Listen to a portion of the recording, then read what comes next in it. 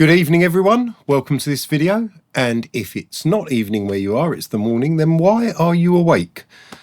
Mixing is a nighttime activity, at least it is for me, and I am moving house, which I think I said, so I'll be relocating all this stuff, and I've got a really cool plan for the new setup. I've been modelling it in 3D, so I might show a few images of that now while I'm saying this, but I've got a very quick video for you today. While I was packing up my my room here and going through boxes and throwing things away, I started to think about mid-side processing, because I do like sometimes doing my parallel drum compression in mid-side, not just in stereo.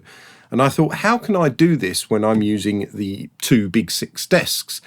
And I usually have my drums coming through on desk 1.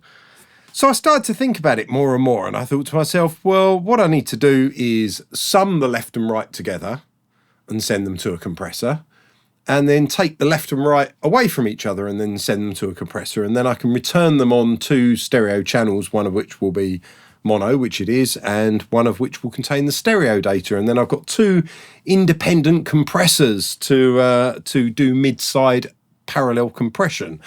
So I started to think how this could be done in the easiest possible way. I found a Behringer Patchbay, which is in a box which has never been opened. I don't know why I have it or who left it here.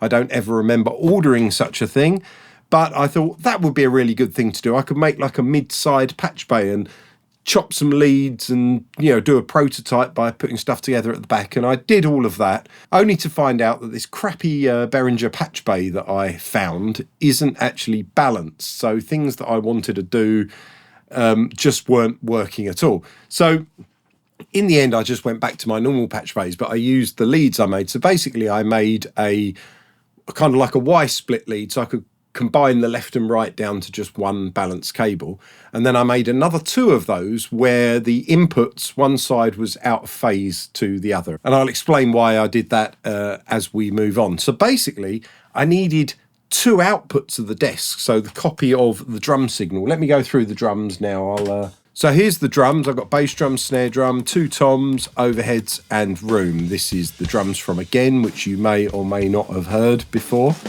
And basically using the sends, the Q sends on the desk, I turned them all fully up, pan them the same way as down here, and yeah, turned them all fully up and made them post fader so that those sends would follow the fader action. And the first Q send basically gets combined together with that combiner lead, and that goes to the first E-Dynamics here. And the second one basically gets combined together but with one side out of phase, so it's left minus right, and that goes to the second E-Dynamic, so that comes out of the left and right of the Q2 send. And then basically I do the separate mid and side compression, and then the output of the first compressor, just with a normal patch lead, I'm bringing into channels 9 and 10, and I've pressed the mono button at the top. So it's actually coming through equally to 9 and 10 rather than it just coming in channel 9. But I've got the output of it just going to 9, and then the mono button sorts out the mono-ness of it. And then the other one, which is the second E-Dynamics, which has the side signal, I use the other Y-split cable that I made up, but that's an out of phase one, so that basically sends the output of this compressor to 11 and 12, but they are out of phase to each other. And that means if I now turn off these drums here and I just turn on the mid,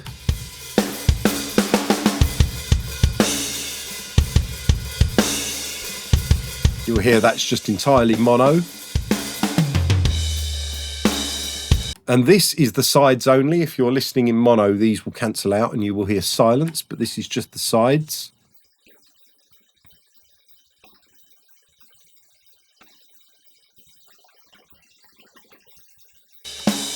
You put them together, and you have control over your stereo width.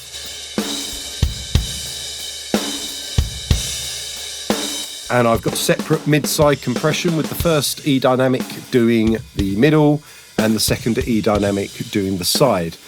Now I've actually used this in a mix. If you watch my last video doing the mix of, or breaking down the mix of Little Words, I've actually updated that mix slightly, and also in the zip file I put up with all the multi-track, I forgot to bounce the vocal stem from the desk, and I've also done a remix of that from the stems that I recorded from the desk. And one of the things that I did was actually do a parallel mid-side compression on the drums, and I used software to do the encoding and decoding of the mid-side, and I actually used my Black Lion audio compressor that's got the 1176 and the LA2A clones in them.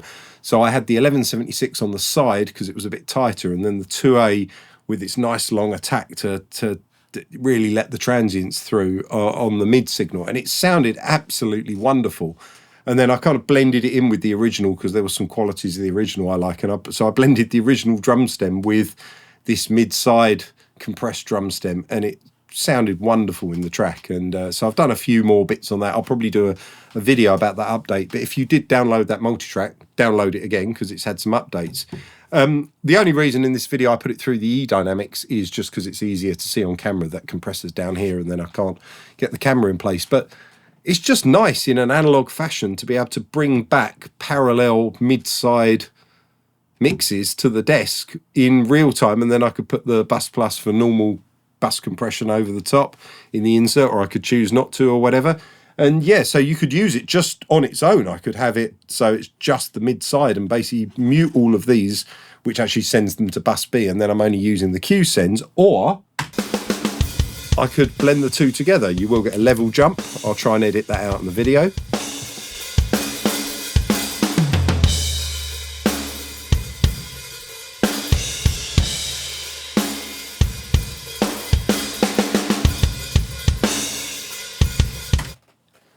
So I think that sounds really nice. It's a nice trick to do. Now, the leads that I'm using for it at the moment, I've just made up by twisting a load of wires. In fact, I'll show them under there. Twisting a load of wires together with 3 cables at the moment. But I think I will probably buy a rack mount box and have jack sockets where basically I can have 2 left-right inputs. Or I might make it so you have 1 left-right input, and then I use some kind of like isolator to split that to the mid and the side so that they're not electrically connected. That will require some transformers, but we'll see. I might make a box to actually do this because it is something that I do enjoy doing. I do like doing mid-side processing on drums, and I know I can do that in the Bus Plus, but I actually think it's not quite the same in the Bus Plus because you're using the makeup to bring up the stereo of it. And then if I want to mix back in, I don't know, there's something about it that I prefer using it. It works in mid-side, and I've done some mixes with it. It's nice, but I like what it does in stereo or in dual mono. And really with the mid-side bus, I kind of want to slam the middle a bit more and then slam the sides even a bit more, just to have that kind of consistent amount of stereo all the time in the drums. So I think by doing it in parallel with some other more sort of aggressive compressors and then using the Bus Plus as the final insert on the drums, yeah, I think that's going to be more interesting, and we'll see how that goes. So I'm going to make up a box to avoid using these dodgy leads I made, but for now, for the prototype, it worked, and it proved a point. And I bought a load more gear for the new setup when I move all of this. I've got another 500 series box. I've got 2 more of these UV EQs. I find them really useful when I'm driving compressors with stereo pairs, just being able to turn the trim up and down and EQ on the way in, or have them on the way out so that I can trim it back before it hits the converter, you know, particularly for reprinting, if I'm reprinting vocals and stereo pairs.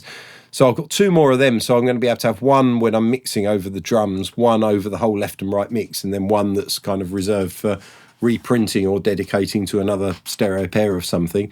I've bought 2 of the B-Dynamics, which I'm very excited about hearing, because every YouTube video I've watched with them, I really like the sound of them. And this kind of mid-side thing is something I do more with the B-Dynamics, because I think they're a bit more aggressive. I've bought myself an IGS-1LA, their LA2A 500 series unit.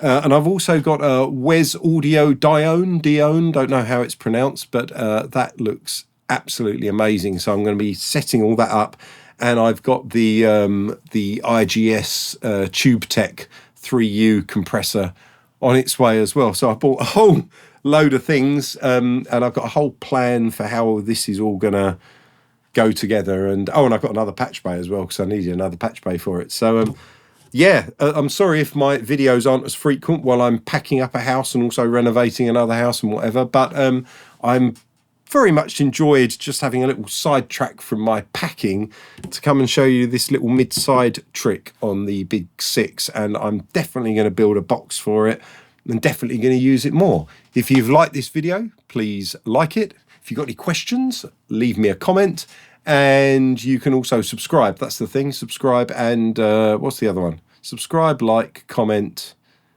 and share. That's the other one, share with friends. Yeah, so subscribe, like, comment, and share. I've been Dave. Thanks for watching. See you in another video. Bye.